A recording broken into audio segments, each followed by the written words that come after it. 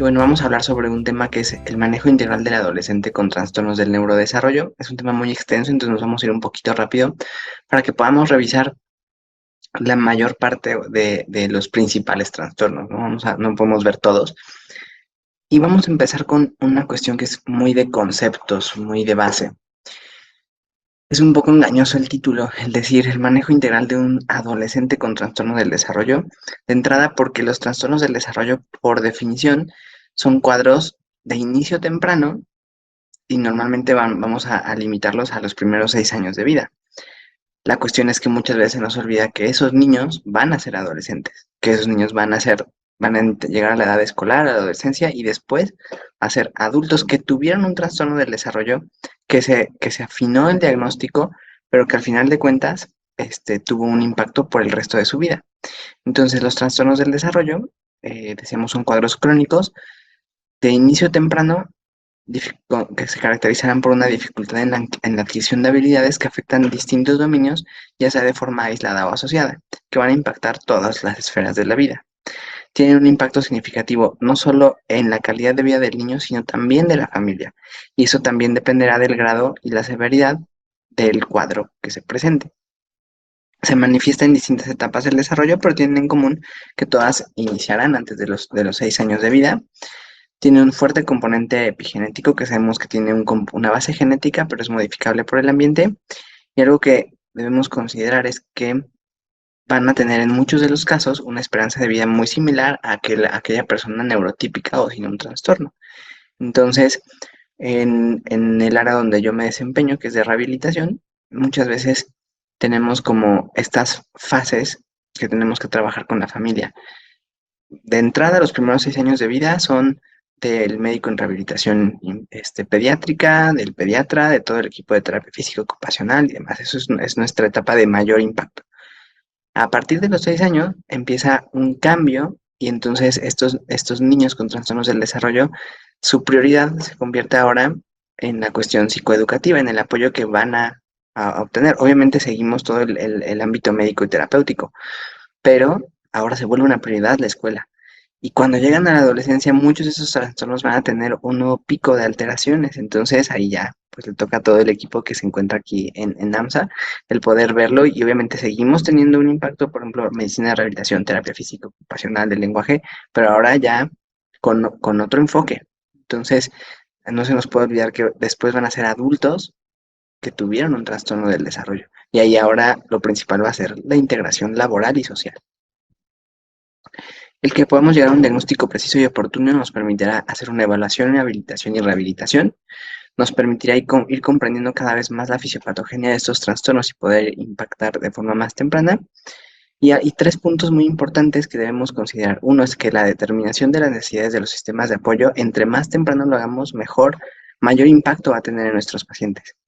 Que tenemos que informar y asesorar a la familia lo antes que se pueda. En cuanto tengamos la sospecha diagnóstica, ya tenemos que estar informando y asesorando a la familia. Ellos son el primer terapeuta de ese niño. Y tenemos que formar una realidad y expectativas que vayan de acuerdo al grado de severidad y a las comorbilidades de nuestros niños y posteriormente de nuestros adolescentes.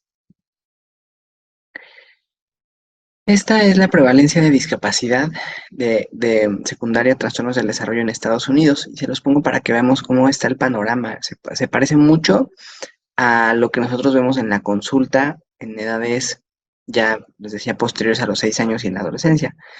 Entonces, aquellos trastornos del lenguaje tendrán una prevalencia de entre 20 y 60 por cada 1000 niños. La discapacidad en 20-60% de la consulta.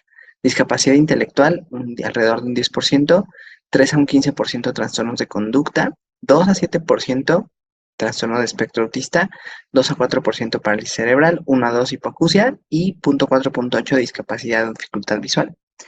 Entonces, todos estos son, fueron niños con trastornos del desarrollo, pero van a seguir teniendo un impacto por el resto de su vida.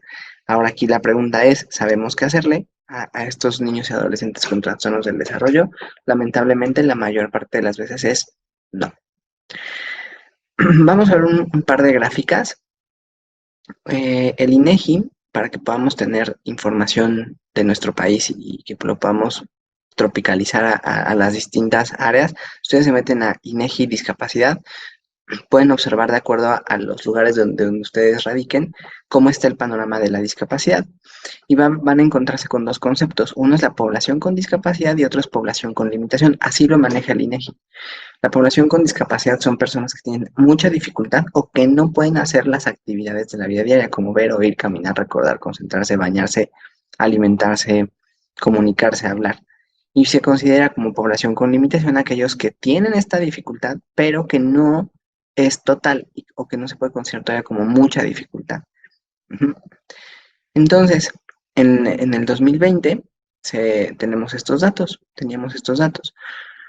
De acuerdo a los grupos de edad, la población con discapacidad son las barras rojas, la población con limitación son las moradas y la población con alguna cuestión o alguna condición intelectual es la amarilla. Entonces, para efecto de lo del grupo poblacional que estamos evaluando, pues serían estos, en teoría. Sin embargo, estos ya están en la adolescencia. Estos ya tendríamos que, de hecho, estar pensando ya en como adultos, ¿no? Es a dónde los voy a derivar para que puedan valerse por sí mismos en un ámbito laboral. En ese aspecto, entonces, ¿quiénes serían nuestra población objetivo? Todos estos. O sea, estaremos hablando desde los niños que tienen 0 a 4 años y que empieza a pintar como que van a un trastorno del neurodesarrollo para después orientarlos hacia dónde van a ir en el ámbito escolar y que cuando les lleguen a ustedes como adolescentes que tuvieron un diagnóstico de estos que engloba el trastorno de desarrollo y los que vamos a ver un momento más, pues ya lleguen encarrerados, ¿no? Ya no es hacer un diagnóstico a los 15 años es un fracaso para el sistema de salud.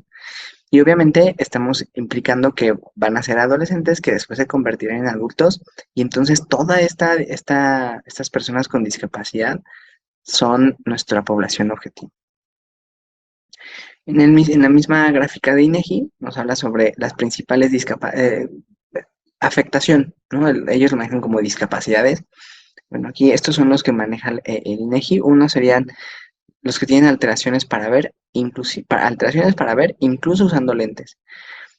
Oír, incluso usando un aparato auditivo, alteraciones para escuchar, alteraciones para caminar, subir o bajar, recordar o concentrarse y propiamente hablar, comunicarse, como todo lo del lenguaje, y bañar, vestirse, comer como una cuestión de actividades de vida diaria.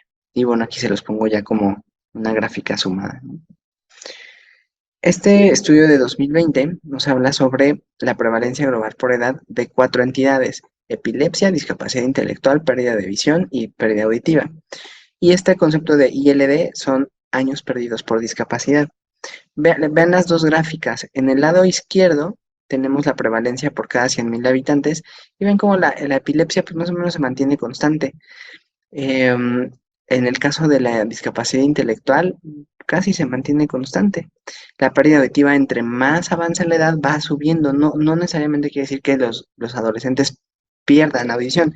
Quiere decir que se detectaron más tardíamente, se sumaron más tardíamente. A lo mejor muchos de estos fueron detectados hasta que estaban en la edad escolar, hasta que ya estaban en tercero de primaria y la maestra dice, oye, no escuches de niño, ¿no?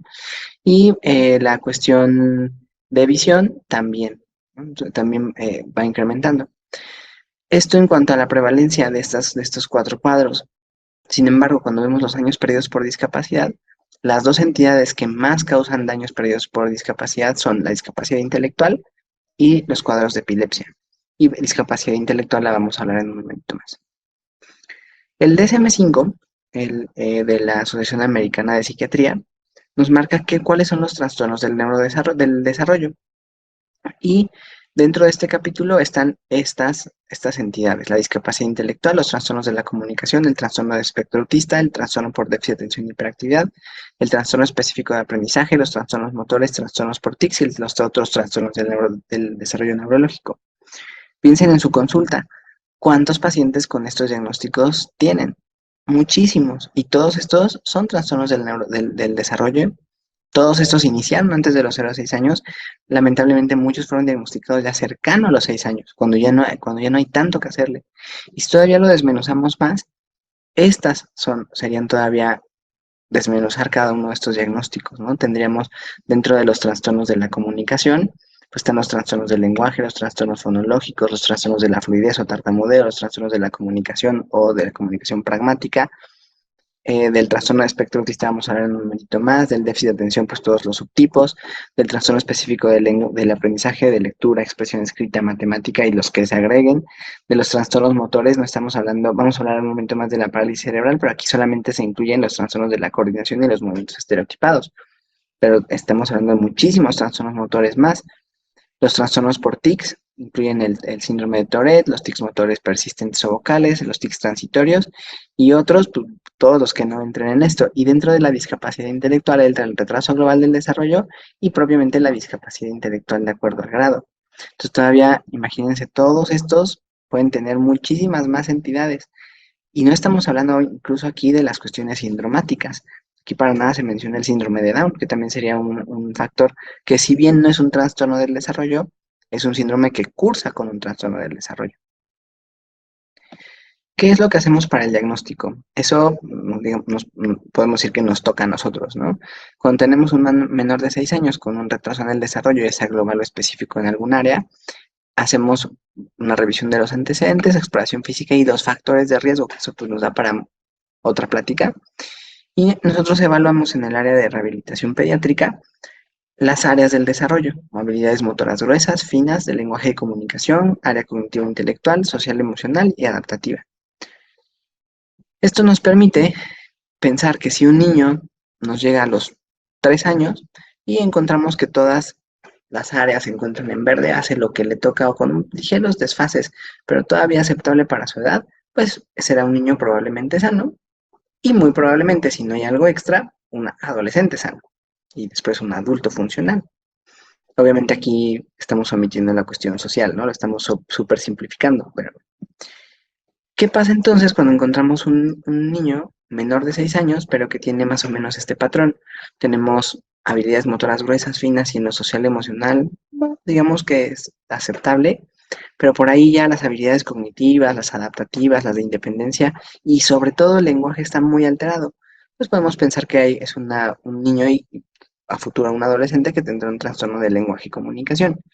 Ahora, ¿qué hacemos con estos adolescentes?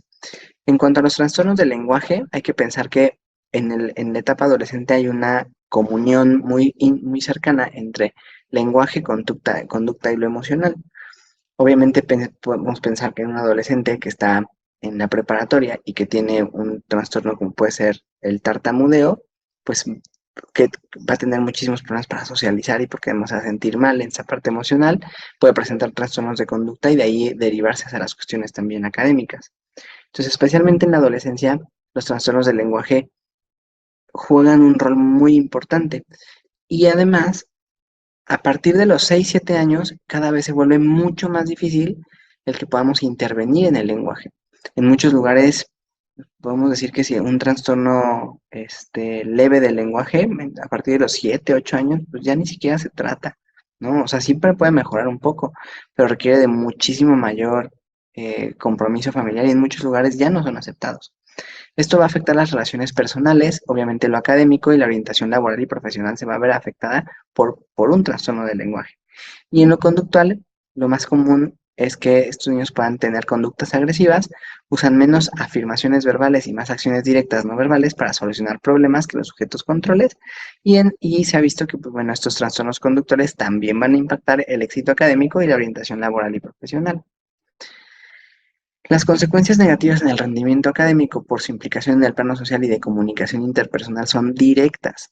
El niño que no puede expresarse pues va a estar relegado, no va a ser el niño que se sienta hasta atrás del salón porque pues, no lo juntan a las actividades. Y los que presentan limitadas destrezas lingüísticas suelen sustituir estas conductas por conductas no verbales con poco potencial adaptativo porque su capacidad para codificar los mensajes verbales va a ser muy reducida. Esto está un poco relacionado con lo que vamos a ver ahorita de la discapacidad intelectual, pero se ha visto que los adolescentes, niños y niñas que tienen mayor coeficiente intelectual suelen tener una mucho mayor capacidad de verbalización, ¿no? De mediación, de tratar de convencer al otro, de llegar a acuerdos. Y una persona que no tiene estas capacidades, pues normalmente va a tratar de solucionar todo de una manera no verbal, más agresiva y obviamente no adaptativa. Y esto nos lleva a la agresividad preadolescente, que sugiere que una limitación lingüística puede contribuir al funcionamiento conductual agresivo. ¿Cuáles serían los patrones para la atención del niño y adolescente con trastornos del lenguaje? Pues es un reto para la logopedia. Ya comentaba, esto se va haciendo cada vez más complejo. Hay que incluir en el ámbito médico, aquí el que lleva la guía sería el médico especialista en audiología, foniatría y otoneurología, su equipo con terapia del lenguaje, obviamente generar estrategias de apoyo escolar desde muy temprano. El uso de tecnología actualmente nos permite una gran gama de intervenciones, y el uso de herramientas digitales también como una manera de darle mayor seguridad son esenciales. Cambiamos drásticamente, les digo que esto nos vamos a ir muy muy rápido porque cada uno puede ser objeto de una plática. En cuanto a lo motor, no nos vamos a referir al niño que tiene torpeza motora, porque ese normalmente puede mejorar mucho, ¿no? Y no es muy severo. Pero en la cuestión motora, aquellos niños que nosotros observamos que tienen un trastorno motor grueso y fino, más una exploración física con espasticidad o trastornos del movimiento, de origen prenatal o postnatal temprano en los primeros 2 años de vida, y que tiene un impacto en la comunicación, lenguaje cognitivo, adaptativo, aunque un poquito menos, pero también en lo social y emocional, pues podríamos estar entre un cuadro de una parálisis cerebral u otros motores. Aquí les pongo la parálisis cerebral como el que lleva la bandera, ¿no? Por frecuencia y por severidad. En cuanto a la parálisis cerebral en la adolescencia, este artículo nos habla sobre la calidad de vida, ¿no? Aquí no vamos a hablar sobre el adolescente, sobre qué hacerle en la terapia, sino cómo ha impactado el poder hacerle o no la terapia, y cuando llegue a la adolescencia, cuáles van a ser sus principales alteraciones.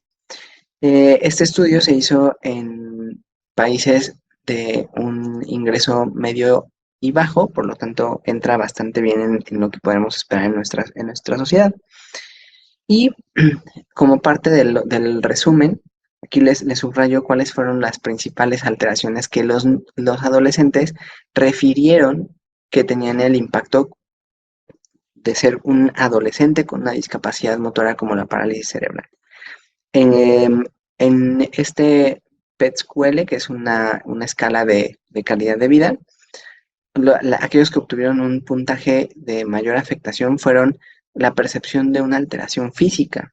Vean, la alteración de una alteración, la percepción de esta alteración física. ¿Y esto cómo les impactaba? Ellos refirieron que lo que más notaron que afectaba era el acceso a servicios, todo, incluyendo y sobre todo acceso a la salud, el impacto de la propia discapacidad y el dolor dentro de su vida diaria. Eso mediante esta otra herramienta de calidad de vida del niño y adolescente. Y la otra, el LAQ, que es igual una escala de calidad de vida de la persona con parálisis cerebral, que incluye ítems para adolescentes, decían que había 3 elementos que ellos notaban como muy alterados en el adolescente con parálisis cerebral, que era la movilidad, la independencia física y la integración social. ¿Les suenan las cuestiones que un adolescente pudiera tener de entrada? Pues sí, definitivamente, ¿no? La integración social, la independencia y la movilidad. Si le agregamos a que los adolescentes con parálisis cerebral muchas veces van a requerir de un aditamento como puede ser la bastón, sillas de ruedas o férulas o órtesis, pues esto se convierte todavía en algo mucho más complicado. Entonces tendremos que pensar que en el adolescente con parálisis cerebral, como les decía, de los 0 a los 6 años nos toca tenerlo en el mejor punto posible con la menor cantidad de alteraciones. Pero una vez llegando a la adolescencia tendremos que dar un giro de timón, porque las necesidades que ellos plantean a lo mejor no son las mismas que el niño, ¿no? En el que los papás lo podían obligar de cierta forma a utilizar las férulas. Si aquí no los convencemos, no lo van a utilizar y serán adultos con mayores secuelas. ¿Cuáles son estas secuelas que tendríamos que evitar en el adolescente con parálisis cerebral? Sobre todo en aquel que no es de custodia.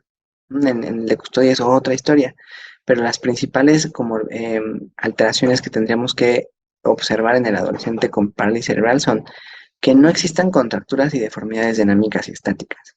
En la adolescencia, por este ritmo acelerado del crecimiento, es más común que nuevamente existan contracturas y deformidades dinámicas. Como veníamos de una meseta del desarrollo, donde este crecimiento nos hacía que, pues a lo mejor si en los primeros 6 años de vida yo no le hacía terapia o estiramientos un mes, se contracturaba. Pero de los 6 a los 12 años, pues a lo mejor me aguantaba el que no le hiciera 2, 3 meses, ¿no? La terapia o los estiramientos y no se contracturaba tanto. En la adolescencia, otra vez es indispensable regresar a la terapia diario en casa, con papá, con mamá, con su núcleo y obviamente ya depende mucho del adolescente. Manejo del dolor, actualización de todas las ayudas funcionales que les comentaba, férulas, órtesis, silla de ruedas, bastón, andador, andadera. Y otra vez observar las barreras que tiene la casa, el transporte, los desplazamientos y la propia escuela o la propia universidad o donde vaya a acudir. En este otro artículo nos habla sobre la prevalencia de trastornos mentales, hablando de salud mental, y síntomas en el niño y adolescente con parálisis cerebral. Se hizo una revisión sistemática y vean todo lo que se agregó en niños y adolescentes con parálisis cerebral.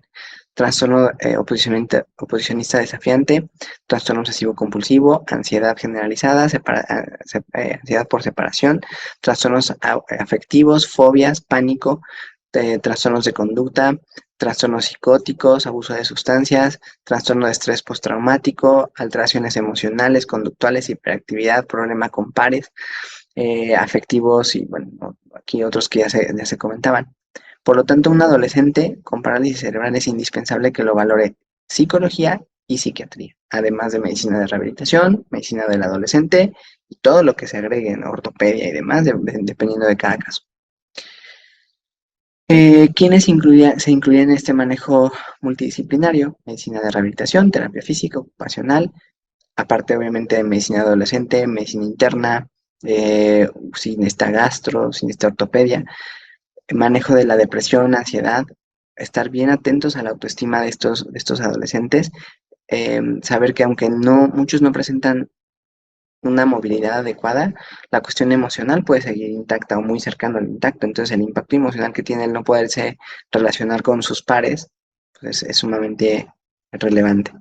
La atención a la sexualidad de estos niños, niñas y adolescentes, la participación educativa, eso es trabajo de todos, la participación social y la integración laboral futura.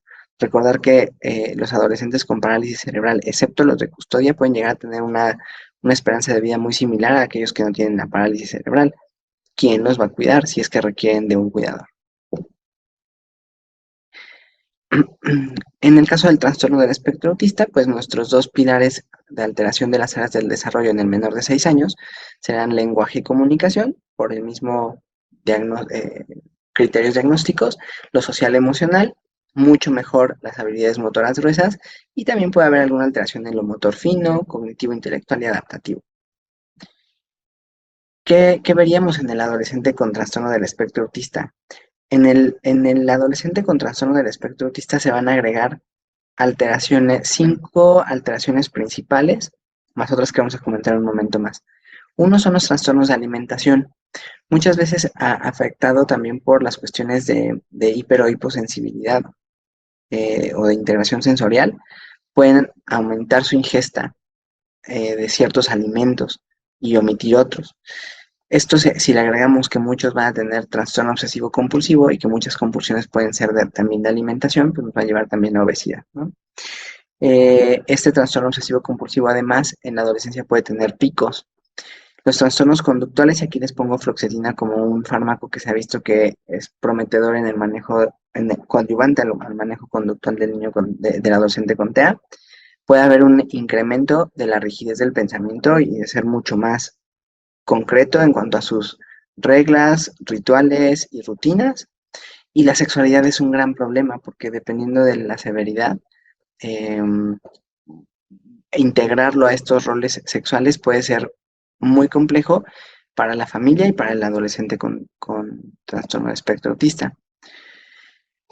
¿Qué es lo que se ha visto que ayuda a estos adolescentes con trastorno de espectro autista? Uno es el enfoque de habilidades laborales lo más temprano que se pueda, sobre todo en aquellos que tengan habilidades cognitivas cercanas a lo esperado para su edad, porque muchos van a tardar más tiempo en integrarse a la actividad laboral. Entonces, si me toma el doble de tiempo y me voy a esperar hasta que acabe todo el entrenamiento, pues quizá este adolescente va a tardar demasiado en ser integrado y le va a costar todavía más trabajo.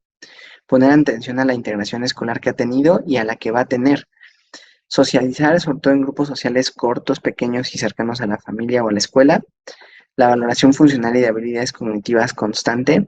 Desde los 3 años y medio, 3 años, podemos estar haciendo valoración de las habilidades funcionales cognitivas y de ahí al menos cada año. Ya a lo mejor a los 6 podemos dejarlo un poco si se ha convertido en algo estable y ya cercano a la adolescencia hay que volver a hacer las pruebas cognitivas. Y obviamente nuestros adolescentes con el diagnóstico de TEA se ayudan muchísimo de la tecnología, la comunicación aumentativa y alternativa, las habilidades que nos ha dado la tecnología actualmente. De esto vamos a hablar en un momentito más, pero ¿quiénes integrarían nuestro equipo multidisciplinario en el paciente con trastorno de espectro autista? En primer lugar, familia, sociedad, y ahí todas las ramas médicas y terapéuticas que nos imaginemos. Aquí les menciono algunos: medicina, rehabilitación pediátrica, neurología pediátrica, pediopsiquiatría, audiofoniatría, pediatría, medicina del adolescente, terapia física y ocupacional, de lenguaje, psicología, pedagogía, todo lo que se les ocurra, ¿no? Dependiendo de las comorbilidades. Finalmente vamos a hablar de la discapacidad intelectual, finalmente, pero no menos importante, incluso es de los trastornos del desarrollo más relevantes que ustedes se van a encontrar los adolescentes con discapacidad intelectual, porque son todo un reto terapéutico. Y aquí obviamente las principales habilidades alteradas serán las habilidades cognitivo-intelectuales, adaptativas y de comunicación, y en mucho menor medida lo social, motor y motor, grueso y fino. Recordar que la discapacidad intelectual es altamente frecuente, pero también muy poco diagnosticado. Hasta el DSM-4, hasta el 2012, en el 2013 ya está el DSM-5, hasta el DSM-4 el rol que tenía la psicometría, el medir el coeficiente intelectual, era indispensable para el diagnóstico y clasificación. Actualmente es clínico y se soportará con la psicometría, ¿no? Le da como soporte al diagnóstico. Y algunos niños que tengan el diagnóstico de retraso global del desarrollo, no hacen lo que les toca para su edad. Si a los 6 años no se ha encontrado otra causa y tienen alterada una psicometría, todos esos niños pasan al diagnóstico de discapacidad intelectual. Entonces, tendremos que aumentar esta frecuencia. Muy, muy rápido vamos a ver que en el DSM-5 tiene una correlación en el grado de severidad con el nivel de la A y D. En el DSM-5 el grado de severidad de una discapacidad intelectual leve o intermitente de la A, AM y D en estos tres dominios, conceptual, social y práctico, que son los que nos marcará el diagnóstico, el adolescente con una alteración leve requerirá apoyo académico para aprender de acuerdo a lo esperado para su edad y se convertirá en adulto con dificultad para habilidades académicas como planear, habilidades de lectura y manejo de dinero avanzado. En lo social, las habilidades sociales y personales se mostrarán inmaduras para la edad y tienen un alto riesgo de ser manipulado por otros. ¿Se acuerdan que al inicio hablábamos de estas cuestiones sociales, de a lo mejor violencia, incluso las redes sociales, la televisión, las series, siempre nos pintan a que siempre hay un genio malvado, ¿no? En el grupito de adolescentes y el manipulado, el que siempre le dice, no, tú métete a robar eso, o así, es el de la discapacidad intelectual, ¿no? Es el agregado ahí de por excelencia. Entonces, por algo nos lo pinta así, está estas redes sociales y la televisión y demás, ¿no? Y en el práctico, la mayoría logrará independencia en la vida diaria y autocuidado, suelen ser empleables en trabajos que requieren habilidades simples, pero requerirán apoyo para toma de decisiones complejas, sobre todo en salud, nutrición, finanzas y crianza. El moderado o limitado es el siguiente grado de severidad. Las habilidades académicas ya distan mucho de los pares, ya no les alcanza, ya llegaron a un techo de habilidades, normalmente estarán a habilidades de primaria, quizás secundaria, pero ya más adelante les costará muchísimo más y muchos no acabarán esto. Y en las tareas complejas, ya incluso de adulto, requieren un apoyo sustancial. En cuanto a lo social, entabla relaciones eficientes en círculos pequeños, cerrados, pero normalmente interacción que requiera un juicio social, ya necesitan algún tipo de soporte. Y en lo práctico normalmente logran cierto grado de independencia, pero requerían algún tipo de apoyo, ya sea de su familia o de grupos de apoyo. Em, el grado severo o extenso suelen tener muy poca comprensión del lenguaje escrito numérico, del tiempo y del concepto de dinero, por lo que los cuidadores requerirían de un apoyo extenso para la resolución de problemas en prácticamente todos los ámbitos. En lo social, se benefician de apoyo e interacciones con familia y amigos, pero la comunicación es muy básica, derivada sobre todo de experiencia directa y la capacidad de aprendizaje es muchísimo menor. Y en el práctico son entrenables en actividades básicas, pero para todo lo demás requieren apoyo. Vean cómo es un reto el adolescente con discapacidad intelectual. Y en el grado de severidad más profundo o el pervasivo, pues básicamente son los de custodia. No comprenden, no pueden usar objetos más que para cuestiones muy básicas. En lo social comprenden comunicación simbólica, pero muy restringida y pues identifican gestos como una parte de la comunicación no verbal, pero hasta ahí. Y en el práctico son típicamente dependientes. ¿Qué hacemos con el adolescente con discapacidad intelectual? Tenemos que pensar que es importante llegar al diagnóstico lo más temprano posible. A todos el ámbito médico como que le da miedo llegar al diagnóstico de discapacidad intelectual. No le tengamos miedo, al final se van a dar cuenta. O sea, la familia va a llegar a un punto donde va a decir, oye, ¿qué hago con este adolescente, con este adulto que sé que necesita de mucha ayuda? Entonces, lleguemos al diagnóstico en este trabajo en equipo. Cambiar la perspectiva terapéutica familiar y social, optimizando el tiempo y los recursos, sobre todo aquellos que tienen que ver con cuestiones educativas, de acuerdo al nivel de severidad. No forzar a que el niño y el adolescente esté sufriendo porque en la secundaria ya le hacen, lo maltratan o bullying o cuestiones así, porque no le alcanzan las habilidades cognitivas que tiene. Buscarle opciones cercanas al domicilio y lo más temprano posible, de acuerdo a la severidad, enfocarlo a cuestiones educativas y laborales de acuerdo a esas capacidades, ya sea una carrera técnica, cuestiones de artes y oficios, autoempleo en la familia, porque sabemos que le va a costar mucho más trabajo el que lo estemos forzando a que termine una carrera. Como ven, todos estos son los principales trastornos del desarrollo de los que van a llegar a la etapa adolescente con un grado de alteración moderado, severo y que son un reto. Necesitamos el trabajo multidisciplinario. Una sola persona, un solo profesional no va a poder. Y esto, como ven, lleva un trabajo desde los 0 años hasta la edad adulta. Entonces, ¿a quiénes podríamos mencionar dentro de este equipo? Siempre la familia. Nosotros somos un eslabón, ¿no? Aquí en la parte clínica terapéutica, pero no nos podemos olvidar que la familia, la sociedad y la escuela se convierten en los otros 3 eslabones de estos 4 que van a hacer que estos trastornos del desarrollo no tengan un impacto más severo. Los médicos de primer contacto, los médicos del adolescente, el pediatra, psicología, psiquiatría, medicina de rehabilitación, neurología, terapia física, ocupacional del lenguaje, trabajo social, y acá agréguenle todas las especialidades médicas, paramédicas, de apoyo, terapéuticas que quieran, son indispensables para que tengamos un adolescente lo más cercano posible a este desarrollo neurotípico, explotando sus habilidades y que no sea tan severo el que en la adolescencia estemos tratando de llegar a diagnósticos y empezar apenas el tratamiento. Eso ya es tardío. Finalmente les dejo aquí algunos contactos, sobre todo de la Asociación Mexicana de Neurociencias y Desarrollo Infantil, y el mío, si hubiera alguna cuestión extra, con todo gusto lo podemos resolver. Muchas gracias.